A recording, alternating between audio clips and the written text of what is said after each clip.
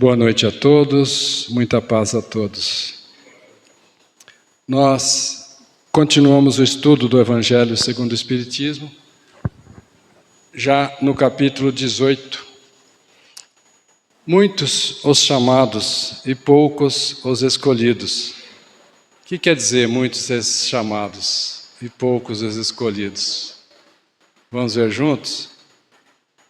Veja aqui, uma imagem mostrando Jesus com os braços abertos, esperando a humanidade, né? Claro que Kardec não tira esse assunto da cabecinha dele, ele simplesmente desenvolve a moral cristã. Esse assunto vocês podem encontrar na Bíblia, lá no Evangelho de Mateus, capítulo 7, versículos 13 e 14. Também no Evangelho de Lucas, nos versículos 23 e 30 do capítulo 13. E muita forma didática, de uma forma bem elegante, bem simples, está aqui, no Evangelho segundo o Espiritismo, capítulo 18. Nós vamos ver esse item agora, a porta estreita. Tudo bem?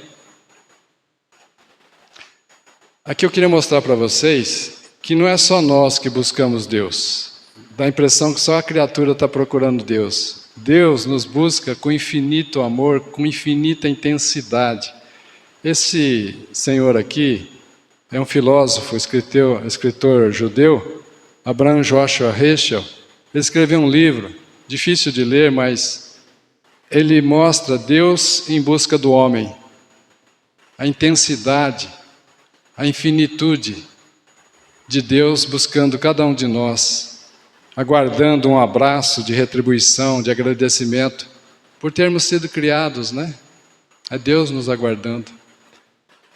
Claro que esse assunto, muitos os chamados e poucos os escolhidos, está relacionado com todos somos chamados, mas poucos de nós nos esforçamos para compreender e praticar a lei de amor, que é a lei de Deus. Logo, poucos estamos aprovados, poucos estamos aptos, por isso, poucos são os escolhidos. A porta estreita está relacionado, na época de Jesus, que existia em torno das cidades, por exemplo, Jerusalém, existia algumas portas, acho que eram 20 e poucas portas, se eu não estou enganado. Essas portas eram estreitas, e a partir de um certo horário, quando começava a querer escurecer, eles fechavam essas portas. Então, como era uma coisa do dia a dia das pessoas, como era uma coisa muito comum, Jesus faz um ensinamento baseado nessa situação da porta estreita. Jesus sempre usou coisas simples para comparar e explicar as coisas mais difíceis de nós compreendermos. Muitas vezes ele disse, o reino do céu é semelhante a um rei, e aí descreve a parábola. Nesse caso também, viu? A porta estreita eram essas portas que tinham em torno das cidades.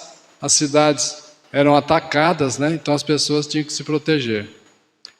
Mas o significado para nós é bem mais profundo agora. A porta estreita está relacionada com a salvação. E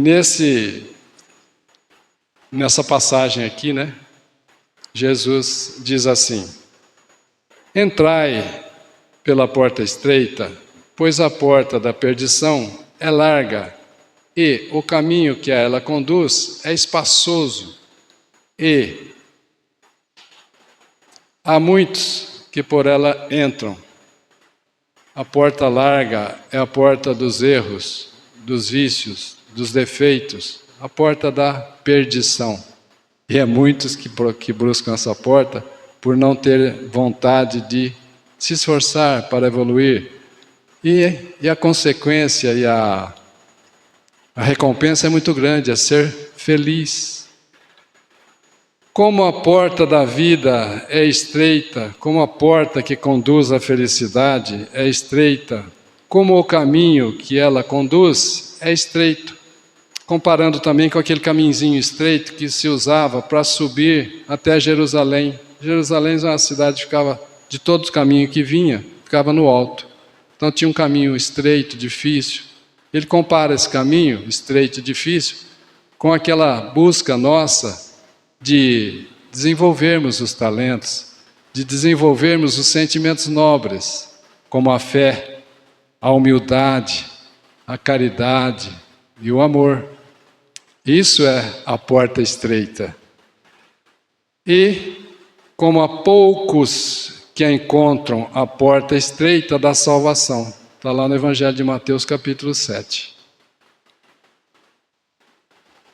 A porta estreita exige de nós esforço para corrigirmos nossos erros. Nós temos erros já cristalizados de algumas reencarnações. Corrigir os defeitos graves, como ódio, orgulho, egoísmo, falta de fé. Percebe? Isso é caminhar para resolver esses defeitos por uma porta estreita. Além do que, para corrigir esses erros e defeitos, nós temos que lembrar que a caminhada evolutiva por si só já é uma caminhada um pouco aflitiva, um pouco exaustiva. E nós precisamos nos esforçar para fazermos essa caminhada do caminho estreito e da porta estreita. É isso, tá? Aqui nós vamos observar a porta larga. Ó. Os jovenzinhos, às vezes, sem muita instrução, sem muito conhecimento, enveredam por esse caminho da porta larga, na bebida, no cigarro, na droga, e por aí depois as drogas pesadas. É um passo, né, gente?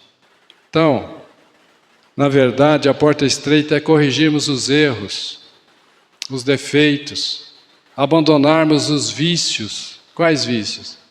O mais comum, da maledicência. Falar mal da vida alheia. Abandonar o vício do sedentarismo. Hoje os equipamentos todos nos tornam muito sedentários. Você aperta o botão, liga a televisão. Você fala com a Alexa, ela faz tudo o que você quer. Então as pessoas estão ficando muito sedentárias. Isso enfraquece fisicamente e também enfraquece o nosso lado moral.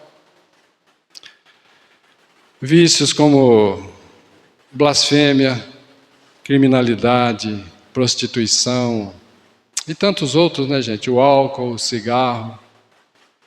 Bem, passamos para o próximo item, que agora está lá em Lucas. Senhor, são poucos os que se salvam? No meio da multidão, Jesus estava falando, e uma pessoa então pergunta: Senhor, são poucos os que se salvam? Que ele estava falando da passagem anterior, né? E Jesus respondeu: fazei esforços para entrardes pela porta estreita. Veja, Jesus não falou assim, quantos que se salvam? Não. Mas ele deu uma informação, deu um conselho, deu uma instrução. Fazei esforço para entrar pela porta estreita. Pois vos asseguro que muitos procurarão entrar por ela, pela porta estreita, e não poderão. Ou seja, é aquele que não fez por merecer e quer o céu com ar-condicionado. Já viram isso? O cidadão não mereceu, não fez esforço nenhum e quer o céu com ar-condicionado. Se a gente observar lá na obra de André Luiz com o Chico Xavier, Nosso Lar, tem uma senhora que chega no portão da colônia espiritual Nosso Lar e pede para entrar. E André Luiz, inexperiente, foi lá chamar o pessoal para abrir para ela entrar. E o chefe da segurança falou: essa mulher não pode entrar. Você consegue ver 51 manchas no corpo dela, no corpo perispiritual dela? Não. Então, 51 manchas. Essa mulher fazia abortos era um abortista. É um vampiro. É uma mulher que precisa agora corrigir, parar, pensar nessas atitudes dela, para que depois ela possa evoluir nos seus sentimentos, para entrar também pela porta estreita, para ser também acolhida na colônia espiritual, nosso lar. Percebem? Aí quando falaram para ela, e essas 51 manchas que você tem? Aí ela apelou, aí ela mostrou quem ela era. Ficou brava, bravejou, fez um monte de coisa. Então, são pessoas que não têm ainda esse merecimento e querem entrar. Não pode, não entra. E quando o pai de família tiver entrado na casa e tiver fechado a porta, e que, estando do lado de fora, começar a desabater a porta dizendo: Senhor, abre-nos. Quer entrar, não quer? Ele, o Senhor, vos responderá: eu não sei de onde sois. Então, essas pessoas recomeçareis a dizer, até mesmo nós, né? Comemos e bebemos em vossa presença e ensinastes em nossas praças públicas. É aquele que ia na casa de oração, que seja a igreja, que seja centro espírita, mas que nada de bem fazia ao próximo. Muito pelo contrário. Produzia iniquidades, produzia injustiças, produzia explorações e enganações ao próximo. E então, nesse momento, o Senhor dirá: não sei de onde sois, não pertences àqueles que ajudam os meus outros irmãos. Não sei quem sois. Não estar vinculado ao bem, ao amor. Percebem?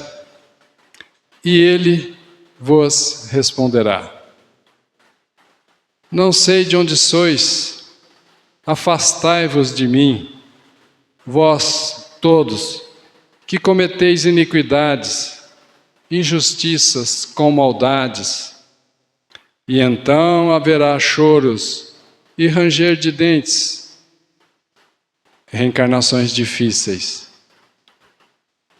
nas trevas, muitas vezes com problemas mentais, muitas vezes com problemas físicos, dos mais variados.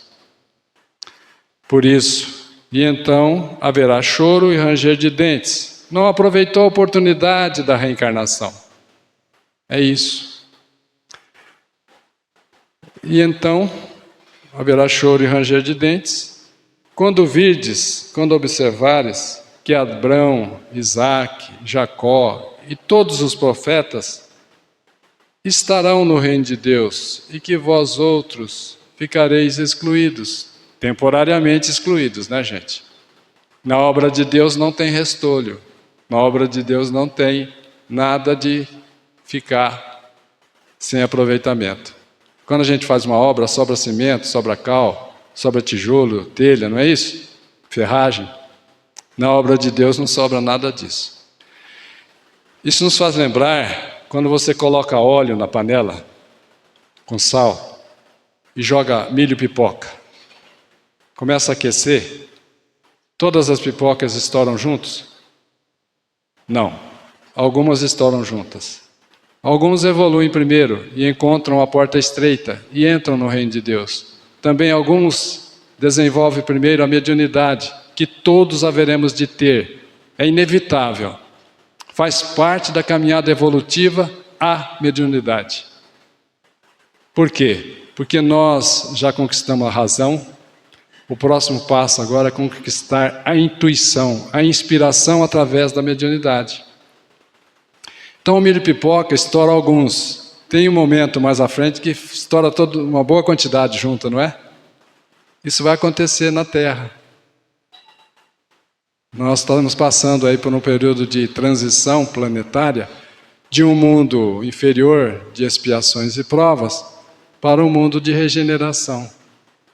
Aí estouram muitas pipocas, não estouram?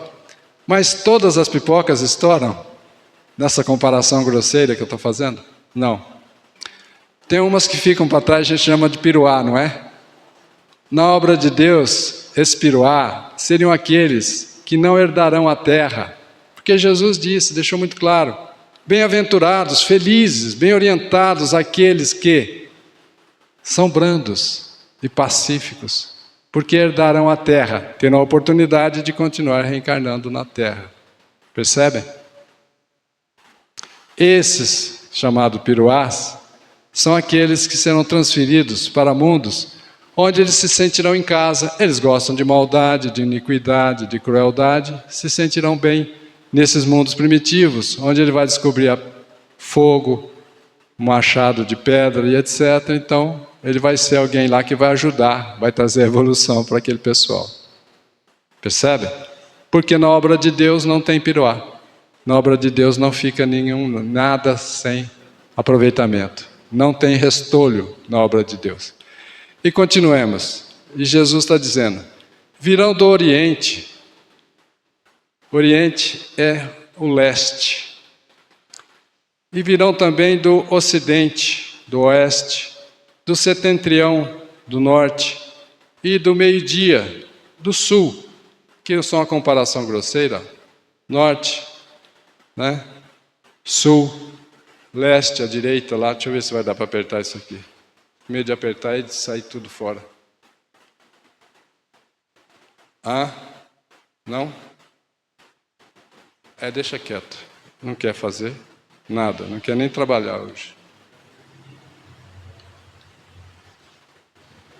É isso. Em outras palavras, resumindo simplesmente, virão gente de todos os lados, dos 4 cantos do mundo.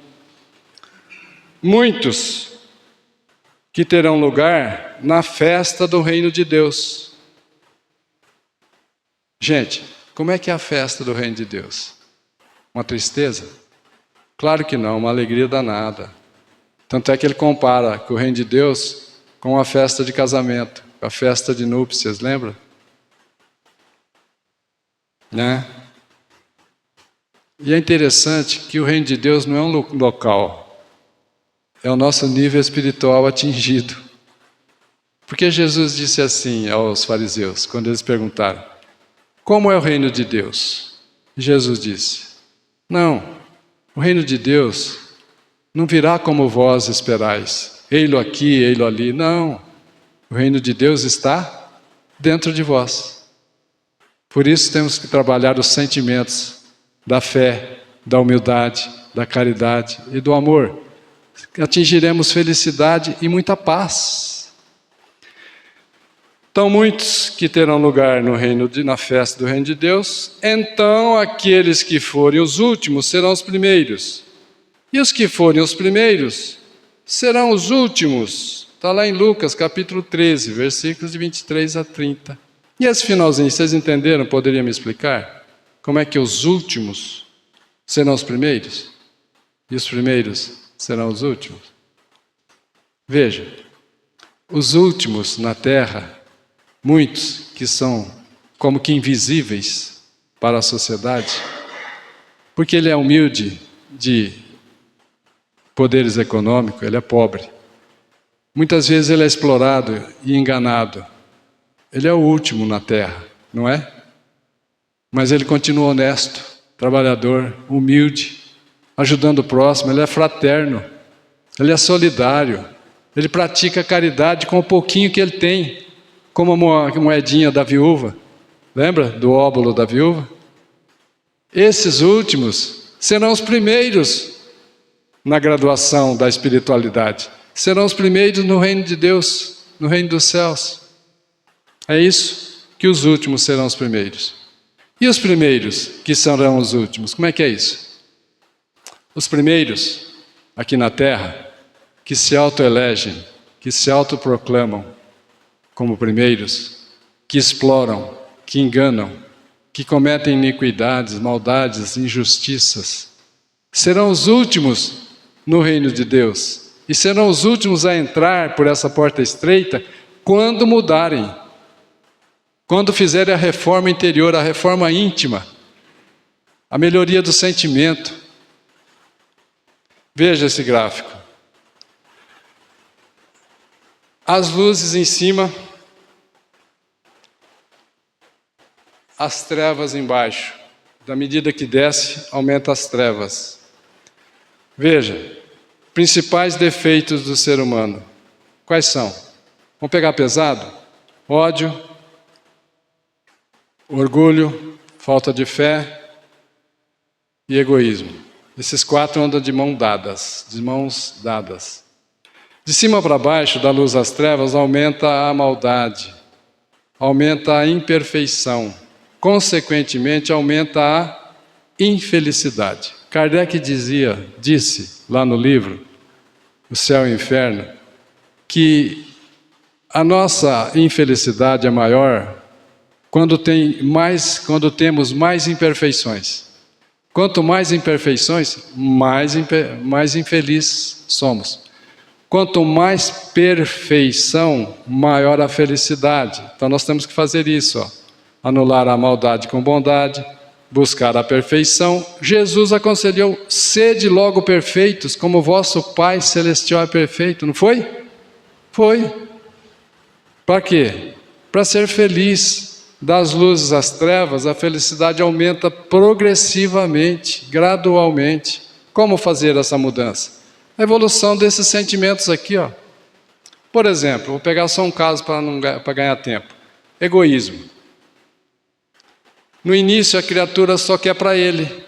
Quando ele casa, ele começa a dividir com outra pessoa, que seja ela ou ele que casa, né? Começa a dividir. Mais à frente nascem os filhos. E ele quer o bem dele, da esposa e dos filhos, não é isso? Então esse egoísmo está aumentando em torno dele. Depois os filhos têm os seus amiguinhos, que ele também quer bem. Esses filhos casam, vem o nora, vem o genro. Então esse egoísmo começa a se expandir. Ele quer bem de um maior número de pessoas. Isso explica por que às vezes os políticos contratam os familiares para trabalhar no governo, não é isso? Porque ele quer o bem de maior número de pessoas. Só que esse egoísmo ainda está muito pequeno, ele precisa expandir mais para que ele tenha um desejo de que sejam mais e mais pessoas felizes. O quarteirão, a cidade, o estado, o país que ele defende, percebe? Isso é um egoísmo que vai crescendo até virar um altruísmo ou caridade. Então veja, evolução moral também nos tira dessas trevas, né? Evolução moral desses sentimentos. Praticar o Evangelho, então compreender e praticar a lei de amor também nos tira das trevas para a felicidade nas luzes. Conscientização de que somos espíritos eternos, indestrutíveis, criados à imagem e semelhança de Deus, nosso Paizinho de amor e bondade. Ninguém sai da fé de salto, vai assim, ó, crescendo, pouca fé, já está melhor, antes ele não tinha, não é isso? Antes faltava fé. Mais acima ele tem dúvida, será que é, será que não é? Às vezes a gente ainda está nesse nível, né? Depois ele já tem esperança, confiança em Deus, e chega à fé. Fé, não aquele ato de acreditar, mas aquela confiança, aquela entrega das nossas vidas na mão de Deus. Depois de fazermos tudo o que era dependente de nós, entregarmos-nos nas mãos de Deus. Ah, estão cometendo injustiça contra mim. Entrega tudo nas mãos de Deus. Percebe?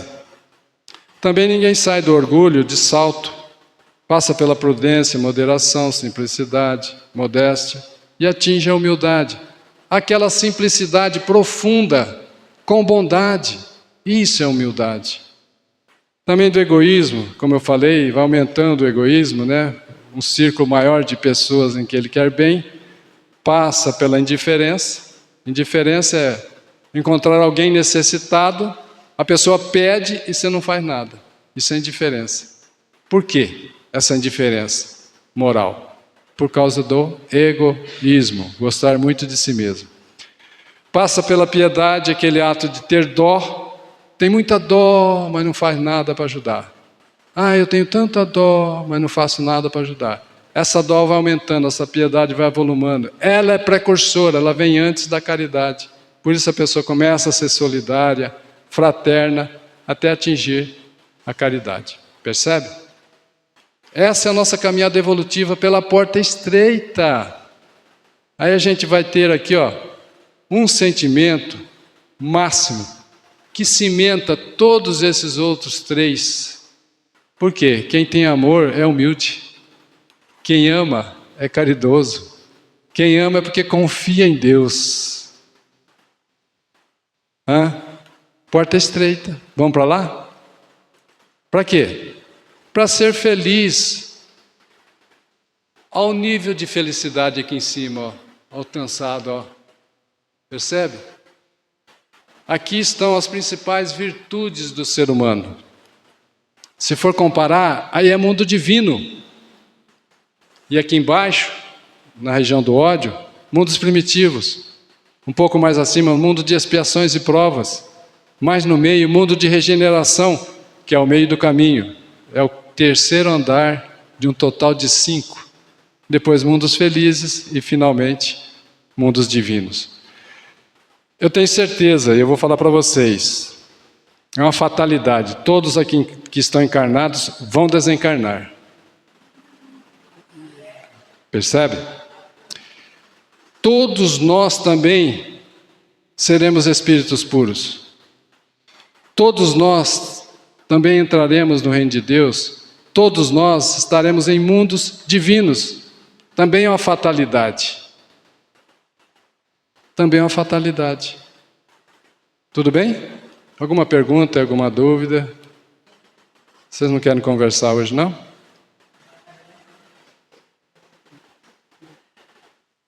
Onde é que está a paz nessa tabelinha? Aqui embaixo? Não. A paz está aqui assim, não é? Paz plena. Não é isso? Quem concorda, mantenha-se como está. É uma votação, né?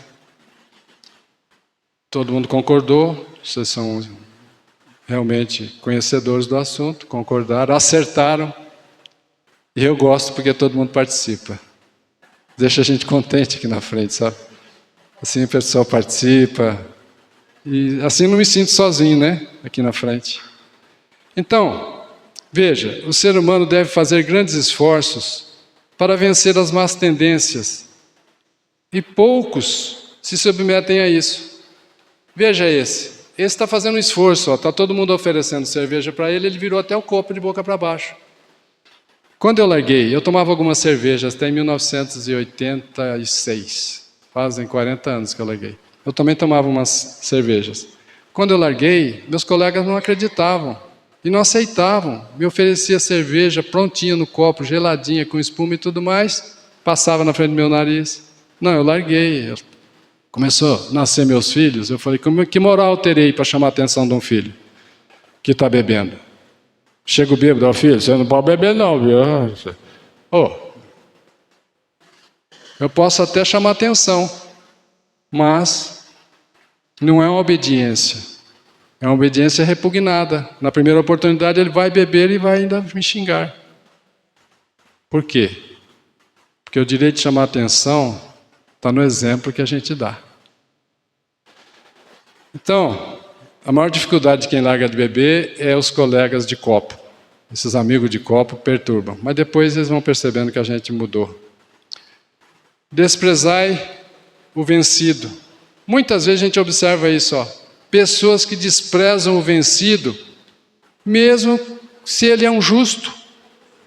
Ele é vencido, por exemplo, economicamente, porque ele quebrou, vendeu tanto fiado, como eu conheço alguns casos, em Murutinga mesmo, na capital, tem alguns, quebraram por vender fiado. Ele é um vencido. Desprezais o vencido, mesmo sendo um justo. É um justo. Não pode desprezar um justo. E estimais o vencedor, embora seja desonesto. Estimais um vencedor desonesto. Está na Grande Síntese, que é a obra de Pietro Baldi, no capítulo 75. Percebe? É muito comum, em cidade pequena, ter um sistema de som e ter alguma festa. Entra centenas de pessoas humildes, sinceras, honestas, trabalhadoras, mas com pouco recurso econômico. Quando chega alguém com muito recurso econômico, o que acontece com o sistema de som? Temos a honra de ter a presença do fulano de tal, ainda que ele seja desonesto, malandro, mau exemplo para a sociedade. Eu parei de ir nesse tipo de festa. Não acho certo. Ou anuncia todo mundo que entrou, ou não anuncia ninguém. Se fosse para anunciar, anunciasse aqueles que são os mais humildes, trabalhadores e honestos. Percebem? Isso é muito ruim, gente. A Terra é um mundo de expiações e provas. Nela predomina o mal, por enquanto. Estamos passando aí por essa transição. Percebem? A Terra é nossa escola. A Terra é também um hospital. A Terra é também uma penitenciária. Quando é que se sai de uma escola? Quando aquela escola não tem mais nada para lhe oferecer, não é, dona Nilza? O aluno tem que ser promovido para outras séries, não tem mais naquela, passa para uma outra escola que tenha segundo grau, faculdade e etc. Não é isso? Quando é que se sai do hospital? Quando a gente tem alta. Isso me faz lembrar quando eu estava com Covid, eu fiquei uma semana aqui em Guaraçaí, no hospital de Guaraçaí com Covid. Todo dia eu lia o Evangelho, abria o acaso entre aspas, né? Preocupado já com a minha saúde. Quando foi já no 6º dia que o Dr. Murai me deu alta, para sair no dia seguinte, eu falei, agora eu vou abrir, para ver que página, que assunto vai cair. Aí abri com aquela vontade, estava escrito assim, Evangelho segundo o Espiritismo, estava escrito assim, se fosse um homem de bem, teria morrido.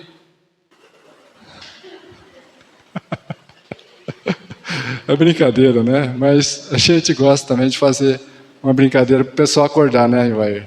Senão o pessoal dorme. Não é isso? E eu deixei de ir num seminário em Promissão nessa época, era outra preocupação minha.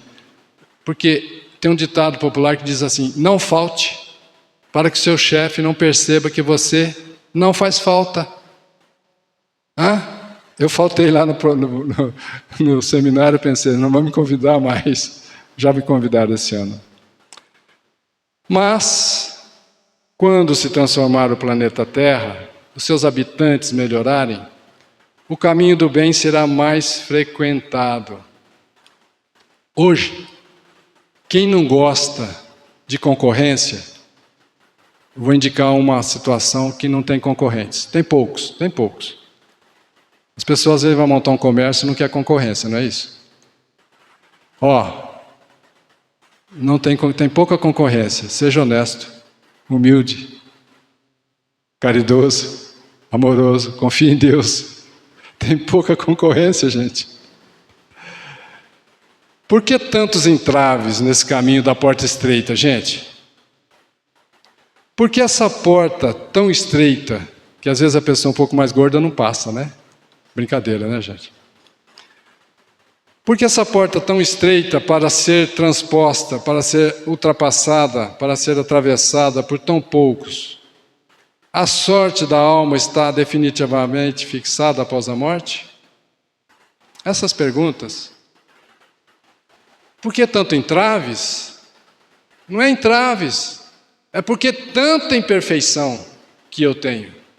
Por isso as dificuldades, por isso os aparentes entraves, obstáculos. Por que a porta tão estreita? Porque eu estou acostumado com portas largas do erro, do vício, da perdição, do orgulho, da vaidade. É isso.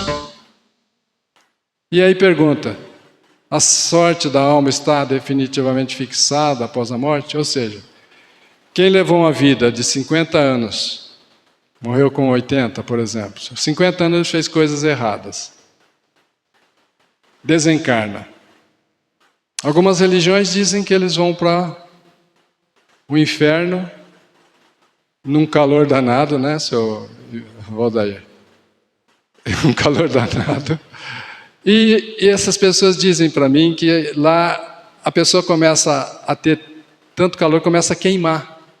Mas não consome. Olha que desespero, gente. A pessoa não consome, não é igual a vela queima e desaparece, derrete, não é isso? Consome. E essas pessoas dizem assim, mas são de outras religiões, não são espíritas. Dizem assim para mim, não, lá o fogo vai doer, queimar mesmo, mas não consome, você continua vivo.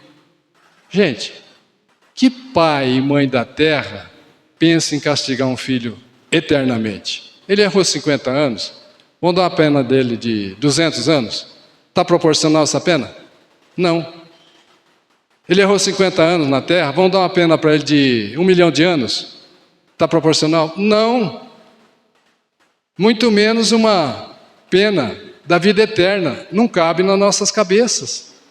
Alguém que errou 50 anos, ficar num inferno que não existe, eternamente. Percebe? Não tem jeito, não é assim que funciona. Um raciocínio simples já mostra para a gente. Se a alma tivesse uma única encarnação, igual algumas religiões pregam, tem uma reencarnação só. Você faz errado 50 anos, você erra 50 anos, no final, antes de desencarnar, você diz, eu estou arrependido. Está salvo, Jesus vai te levar para o paraíso. Gente, não pode ser assim, não tem lógica, não tem cabimento. O arrependimento é um grande passo, excelente, muito bom, mas não basta, tem que corrigir os erros. Não é isso? Por exemplo, alguém que era sócio, 2 sócios, um sócio resolve ficar com toda a empresa, com todo o dinheiro da sociedade. E então, ele mata o outro sócio. A justiça humana consegue corrigir isso? Não, o máximo que consegue é levá-lo para a prisão. E não é por muito tempo. Quando ele sai, né? Bom, isso é justiça humana, não corrige. Mas e a justiça divina? Nessa mesma situação, nesse mesmo exemplo, você tirou a vida? Eu tirei a vida do meu sócio. Ah, tá, agora você vai doar a vida. Por exemplo, uma oportunidade de fazer essa correção é essa. Como? Você tirou a vida dele, agora você vai dar a vida para ele, vai nascer seu filho. Ah, que bom. Algumas pessoas aceitam, outros não sabem e são impostas à reencarnação do sócio como seu filho. Então, a justiça humana não corrigiu, mas a justiça divina corrige. Nasceu, deu a vida novamente do sócio que ele tirou a vida. Ah, mas e o dinheiro que ele tomou do sócio? Bom, agora, tudo que ele amontoar com o rastelo, como eu digo, amontoando dinheiro com o rastelo, tudo que ele conquistar de bens materiais, vai ficar para quem? Para o herdeiro, que era o seu sócio, que ele assassinou. A justiça divina, gente, é perfeita. Então, nós não temos só uma reencarnação. Se tivesse uma única reencarnação, o homem estaria sempre em contradição consigo mesmo. E também com a justiça de Deus. Nós iríamos dizer que Deus é injusto. Como pode? Matou o sócio, só ficou uns anos preso, saiu, está rico, está usufruindo. Tem mansão em vários países. O plantio é assim mesmo. Enquanto a pessoa está plantando maldade, iniquidade, crueldade, está contente. O problema é a colheita, que é obrigatória. Aí haverá choros, ranger de dentes, em reencarnações defeituosas, problemas mentais e etc. Não estou dizendo que todos que estão doentes dessa forma fizeram alguma coisa errada nesse sentido. Não é isso. Tem também aqueles que escolhem dificuldades antes de reencarnar para necessidade da sua caminhada evolutiva. Com a reencarnação, com a pré-existência da alma, que é a alma que já existe antes do berço, porque conta uma mentira para nós desde a maternidade. Você nasceu, mas você vai morrer. Gente, não é assim que funciona. Você reencarnou, você vai desencarnar. Nós somos espíritos indestrutíveis, eternos. E essa mentira que eles contam para nós, você nasceu, você vai morrer, leva ao materialismo. Kardec já havia avisado há mais de 150 anos. O materialismo em se espalhando terão graves consequências, como vemos hoje. Desses 8 bilhões de encarnados, 1 bilhão tem problema mental, neurológico, moral, percebe? Por quê? Porque as pessoas encaram do berço ao túmulo, a vida é só do berço ao túmulo, vamos aproveitar. Se eu puder explorar, enganar, roubar, vou fazer isso. As pessoas pensam assim. Não sabem que estão semeando, mas depois vai ter que colher. Lembra do sócio que matou o outro? Então, com a pré-existência, existir antes, e a reexistência, a continuação da vida, esse reexistência aqui não é de fortaleza não, é de resistir mesmo. Com a pluralidade dos mundos, mundos de expiações, mundos primitivos, mundos regeneradores, mundos felizes e mundos divinos, o horizonte, nossa visão se alarga. Imagina, hoje, aquele telescópio espacial James Webb já estima 3 trilhões de galáxias. Cada galáxia semelhante à nossa, Via Láctea, com 200 bilhões de estrelas, 200 bilhões de sóis, iguais e maiores que o nosso Sol. Quanto que dá 200 bilhões vezes 3 trilhões? Cada estrela dessa com 8, 9, 10 planetinhas em volta. Quantos planetas tem? Só tem vida na Terra? Não cabe na minha cabeça. Não cabe na minha cabeça. Para que Deus criou todo esse universo? Porque tudo que não foi o homem que criou, guardem isso. Tudo que não foi o homem que criou, quem criou foi Deus. Ia criar tantas estrelas assim, tantas galáxias, 3 trilhões de galáxias. Para quê? Para alegrar os olhos do ser humano. Mas são invisíveis a olho nu. Não vai alegrar o olho de ninguém, não. São habitados, sim, esses mundos. Jesus disse, existem muitas moradas na casa de meu Pai. Se não fosse assim, eu vos já teria dito. Mas existem muitas moradas na casa de meu Pai. Então, a luz ilumina os pontos menos esclarecidos da fé. A luz do conhecimento libertador, que nos tira das trevas da ignorância. Assim se pode compreender toda a sabedoria dos ensinamentos morais do Cristo. Gente, estou terminando, viu? A informação que você tinha. A pessoa vai ficando velhinho igual eu, né? 70 anos. E desaparecia. Aí vem uma criancinha lá na maternidade, cresce, passa pela infância, juventude, fica velho também. Mas não se tinha informação do que acontecia nesse intervalo aqui, E aí fora eles ainda não sabem disso. Mas são pessoas de pouco conhecimento. Não. Tem cientistas que não cabe na cabeça deles a reencarnação. Esse intervalo é uma reencarnação, E nesse intervalo, na erraticidade, que é esse intervalo entre uma reencarnação e outra, seremos infelizes, como aqui André Luiz, no filme Nosso Lar, ou seremos felizes, como Emmanuel, nessa mesma situação. Bom, então aqui, a reencarnação.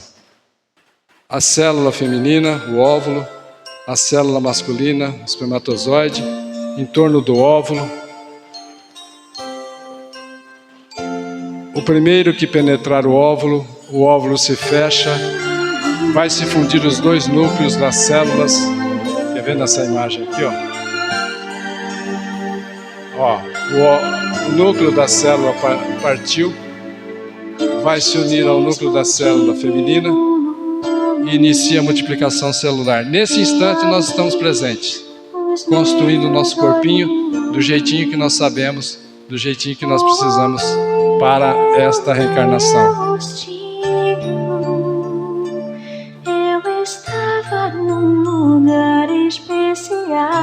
Isso aqui não é real, tá? É uma arte, é uma filmagem produzida, mas é semelhante à realidade.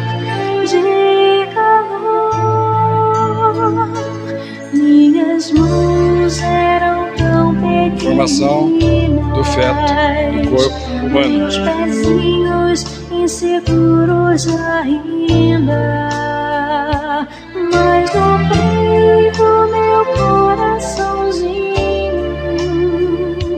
já mostrava que o milagre do nascer, do viver, do existir outra vez acontecer. Eu sou o milagre da vida. Então, nós já existimos antes do berço. Temos um passado, um aprendizado, escolhas feitas. Temos um histórico. Quando reencarnamos, temos a oportunidade de continuar a nos esforçar para entrar pela porta estreita. Um Pai amoroso que nós temos, Deus, nosso Pai, que nos dá sempre oportunidades, mesmo aqueles mais teimosos, espíritos endurecidos, são filhos do coração que Ele ama infinitamente, dá oportunidade nova para que Ele venha a caminhar, a entrar pela porta estreita. Não é um pai que condena, não. Um pai que depois de ter observado o filho errar por alguns anos, coloca ele num inferno. Isso não existe. Deus é todo amor e bondade. Então, nós já existimos antes, nossos pais não fornecem o nosso espírito, nós somos o espírito, eles nos fornecem apenas material genético para que nós pudéssemos reencarnar. Então, a pré-existência e a continuidade, a reexistência do espírito está aí, mostrando nessa figura que a gente encarna, desencarna, até evoluir, não precisar reencarnar mais, quando a Terra não tiver mais nada para nos oferecer como escola. Quando nós tivermos ganhado alta desse hospital da Terra, quando nós tivermos ganhado também a liberdade, ter cumprido as penas na penitenciária, percebe? É isso a porta estreita. Então, esse acho que é o último slide.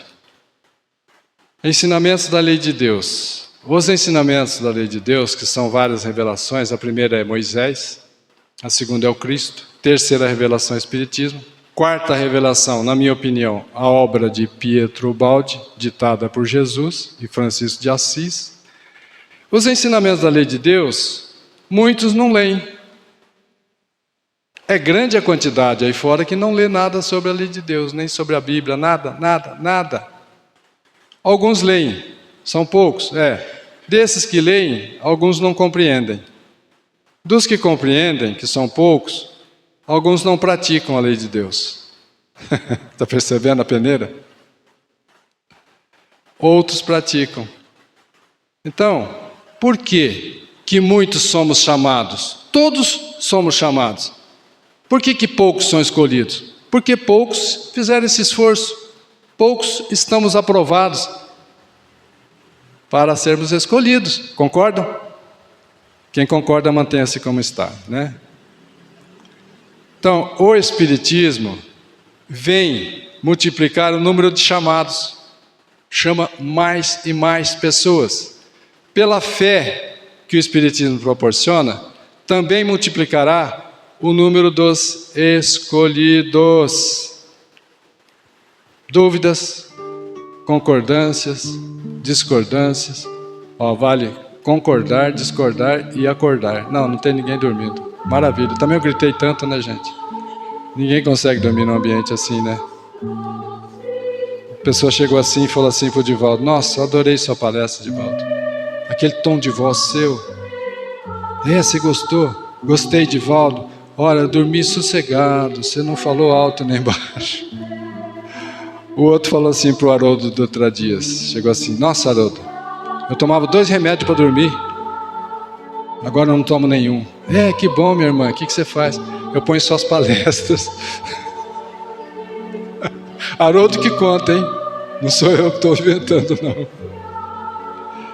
Então vamos agradecer a tanta bondade que Deus tem trazido para nós. Vamos agradecer aos espíritos superiores que bem antes de nós aqui chegarmos, harmonizaram, energizaram, fluidificaram o ambiente para que nós pudéssemos sentir essa paz, sentir essa chuva de bênçãos, de energias e de fluidos que são derramados sobre as nossas cabeças, desde o início, quando a gente aqui entrou, na forma de pétalas de rosas, que batem no corpo, na cabeça, no braço, e são absorvidas, são fluidos, são energias vitais. Então nós agradecemos por essas bênçãos, Pai. Nós agradecemos também por ter nos criado a sua imagem e semelhança, por ter nos dado a vida eterna. Muito obrigado, Pai. Nós agradecemos também, Pai, pela oportunidade de estarmos encarnados. A fila está tão grande, tanta dificuldade de reencarnar. Agradecemos também a Ti, Jesus, pela coragem de ter vindo até nós, sabendo que a humanidade o levaria à cruz. Muito obrigado, Jesus, pelos ensinamentos e pelos exemplos vividos entre nós. Nós reformamos o nosso pedido, Jesus, na medida em que cada um de nós, encarnados e desencarnados, compreendermos e aceitarmos. Aproveite cada um de nós como instrumentos da Tua paz, encoraja-nos para que nós levemos o amor aos que odeiam, encoraja-nos para que nós levemos o perdão aonde existem as ofensas, a fé para aqueles que duvidam, a luz do conhecimento libertador para aqueles que vivem nas trevas da ignorância. Encoraja-nos para que nós levemos esperanças aos desesperados. Mantém-nos unidos para que nós levemos a união aos que vivem em discórdias e desarmonias. Ó Jesus, orienta-nos para que nós não procuremos ser mais consolados do que consolarmos. Orienta-nos para que nós não esperemos ser mais compreendidos do que compreendermos. Orienta-nos para que nós não desejemos ser mais amados do que amarmos. Porque Tu, Jesus, já nos ensinastes que é doando é que nós recebemos. Se doarmos tolerância, misericórdia e amor, também receberemos muita tolerância, muita misericórdia e muito amor. Também nos ensinastes que na medida em que nós exercitamos o perdão, perdoando, nós nos tornamos dignos do alto perdão. Também nos ensinastes, Jesus, que nós devemos corrigir os erros, corrigir os defeitos, abandonar os vícios, na busca de desenvolvermos os talentos, que são as virtudes, os sentimentos nobres, como a fé, a humildade, a caridade e o amor. Daí sim, nós vamos compreendendo e adentrando ao reino de Deus, que está dentro de cada um de nós. Muito obrigado, Jesus. Muita paz a todos.